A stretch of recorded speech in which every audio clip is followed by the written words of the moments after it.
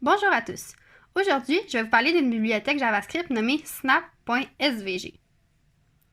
Les SVG sont un excellent moyen de créer des graphiques vectoriels interactifs et indépendants. Donc, la bibliothèque va vous permettre d'interagir avec vos SVG. Si vous regardez bien dans la page, quand je passe mon curseur devant les crocodiles, il se passe une petite animation. La bibliothèque SVG est conçue pour la navigation moderne. Elle prend en charge les fonctionnalités SVG comme le masquage, l'écrêtage, les motifs, les dégradés, etc. De plus, la bibliothèque est open source et gratuite. Maintenant, je vais vous montrer quelques exemples.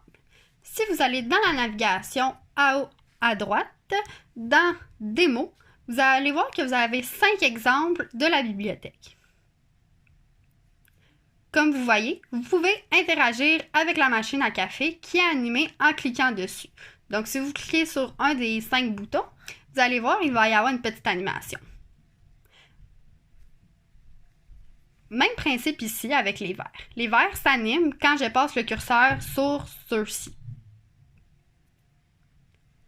Un autre site que vous pouvez consulter pour plusieurs exemples est svg.dabbles.info.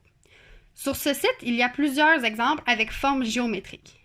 De plus, ce qui est pratique, le site vous fournit le code que vous n'avez qu'à copier-coller dans votre script. Tout ce qui vous manque maintenant, c'est télécharger la bibliothèque pour que le tout fonctionne. Donc, le but de la vidéo aujourd'hui est de faire un exemple simple avec vous en utilisant la bibliothèque pour mieux la comprendre. Voici ce que nous allons faire. En gros, c'est un carré rouge que lorsque notre curseur se trouve sur celui-ci, il devient flou. Donc, première étape, nous allons télécharger la bibliothèque, la décompresser et ouvrir un nouveau projet WebStorm. Vous remarquerez que dans le dossier téléchargé de la bibliothèque, il y a le code des démos que je vous ai montré plus tôt.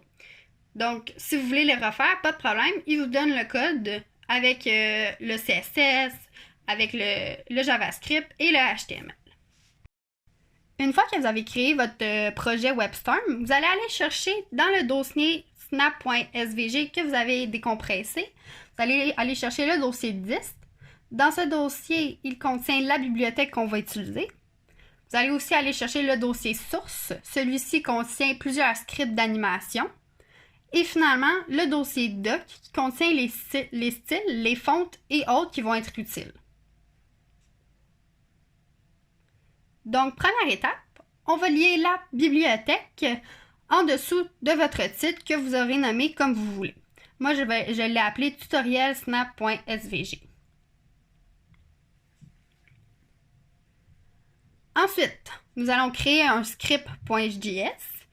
N'oubliez pas de le lier à la suite de la bibliothèque, sinon vous ne verrez jamais votre code. En dessous de la balise titre, nous allons mettre un petit style. Dans le fond, on va mettre un background d'une couleur. Vous pouvez prendre la couleur que vous voulez, juste pour qu'on voit plus l'animation. Moi, j'ai décidé de le mettre bleu.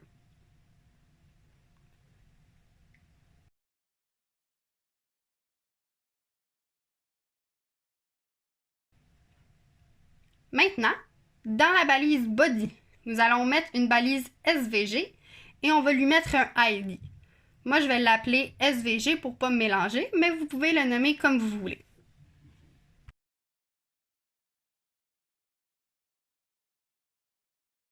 Premièrement, nous allons créer une fonction lorsque la page sera chargée. Ensuite, nous allons créer une variable S pour aller chercher notre bibliothèque et mettre en paramètre le ID de la balise SVG. Donc moi, mon ID c'était SVG, donc en paramètre, je vais mettre SVG. Par la suite, à la variable que nous avons créée, S, nous allons lui attribuer un viewBox. Dans le fond, on va lui attribuer une vue. C'est un peu comme un width et un height. Donc, dans les paramètres, on va mettre la position X, Y et la grosseur X et la grosseur Y. Veuillez prendre note que, exceptionnellement, pour la grosseur, plus votre chiffre est gros, plus votre forme géométrique sera petite. Maintenant, nous allons créer toutes nos variables qui vont être utiles. Nous allons commencer par la variable f. la variable f va nous servir pour créer le flou. La prochaine variable est la variable shadow. Celle-ci va nous servir pour faire l'ombrage du carré.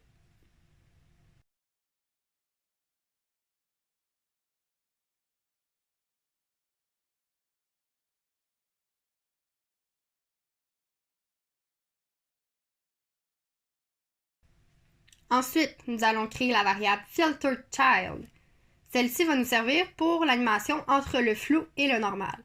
Ce qu'elle fait en fait, c'est qu'elle retourne le premier enfant. Dans ce cas-ci, c'est snapFilter.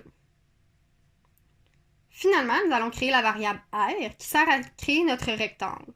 En paramètres, ça va être X, Y, width, height, référence.x, référence Y.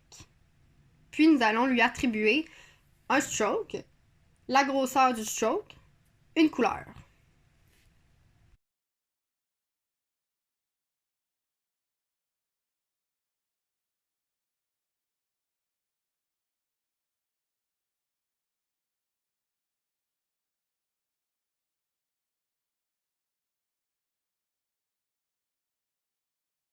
Maintenant, nous allons animer en utilisant snap.animate. Puis, nous allons mettre cette fonction à 1000 pour y dire qu'elle se fasse en 1 seconde. Qu'est-ce qu'elle fait, cette fonction? C'est lorsque nous allons arriver sur l'index, sur la page, le carré va devenir immédiatement flou avant même que le curseur réagisse.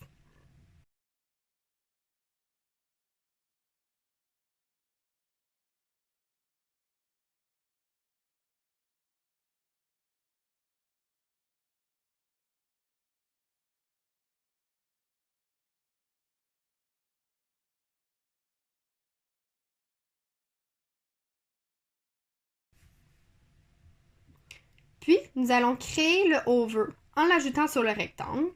Et entre parenthèses, nous allons mettre deux fonctions que nous allons créer juste après. AddBlur, qui va servir à ajouter le flou, et AddShadow, qui va servir à ajouter l'ombrage. Maintenant, nous allons créer la fonction AddBlur. Donc, à cette fonction, nous allons mettre le filtre flou, puis nous allons rajouter la fonction Animate que nous avons créée plus tôt. Juste copier-coller.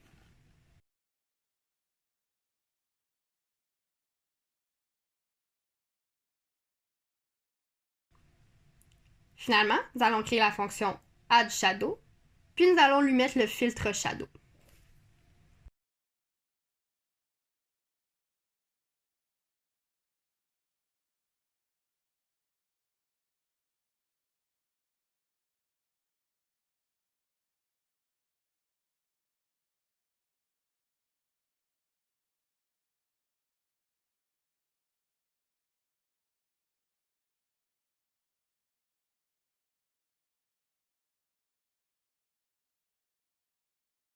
Maintenant, on va aller tester. Donc, allez dans votre index, puis partez le navigateur. Si tout s'est bien passé et votre code est correct, vous devriez voir le carré apparaître avec le flou lorsque vous passez votre curseur. Sinon, vous pouvez toujours faire S12 et aller voir dans la console s'il y a une erreur de code. Pour finir, n'hésitez pas à aller voir la bibliothèque snap.svg sur Internet pour avoir plus d'informations.